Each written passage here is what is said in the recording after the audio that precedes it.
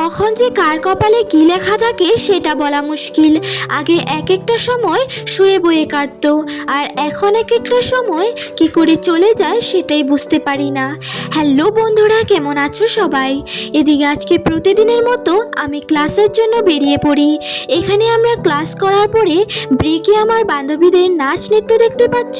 ওরা এভাবে নাচছিল, ওদের দেখে মনে হচ্ছিল কোনো বিয়েবাড়ি অনুষ্ঠানে ওরা নৃত্য করছে। এদিকে আমি অনেক ক্লান্তির সাথে মামা বাড়ি ফিরে গেছিলাম। বাবা ফোন করে হঠাৎ আমাকে আর্জেন্ট ডেকে পাঠায়। এদিকে আমার চোখ মুখ দেখে বুঝতেই পারছো আমার চোখে কতটা পরিমাণের ঘুম জমিয়ে আছে।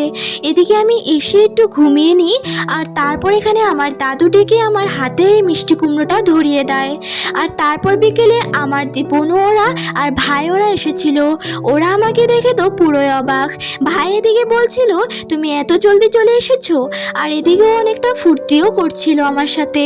তারপর এখানে আমি গাছ থেকে একটা ফুল পেড়ে এই ফুলটাকে নিয়ে একটা রিলস বানাবো ভাবছিলাম।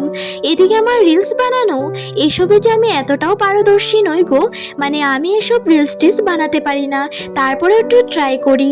আর এদিকে আমার ভাই এসে আমাকে দেখে হাসছিল। বাবা এখানে আমাদের সেন্টার থেকে পাঠিয়ে দিয়েছিল এই জিনিসগুলো কিনে। দিনের হাব ভাব দেখেও কিছুটা ভালো মনে হচ্ছিল না। এদিকে ভাই আমাদের নতুন নতুন সাইকেল চালানো শিখছে, আর আমার দিদির সাথে দেখা হয়ে যায়। এদিকে আমার দিদিও এসেছিল। বিকেলে এখানে থাকলে আমার দিনটা অনেকটা ভালো কাটে, মানে বিকেলে আমাকে এখানে অনেকটাই ভালো লাগে। আর তারপর দিনের অবস্থা দেখে আমার তো মনে হচ্ছিল খুব জোর এখন শিলাবৃষ্টি হবে। তারপর এখানে এই দিনের অবস্থা দেখে আমি তো রাস্তায় বেরিয়ে এখানে ঠান্ডা হাওয়া খাচ্ছিলাম। তোমরাও কি এভাবে দিনের অবস্থা এমন দেখে ঠান্ডা হাওয়া খেতে ভালোবাসো? আর তারপর এখানে আমি ম্যাগি বানিয়ে নিয়ে আসি, আর আমার মায়ের ম্যাগি খেয়ে কি যে বলছিল, মানে কি বলবো আর।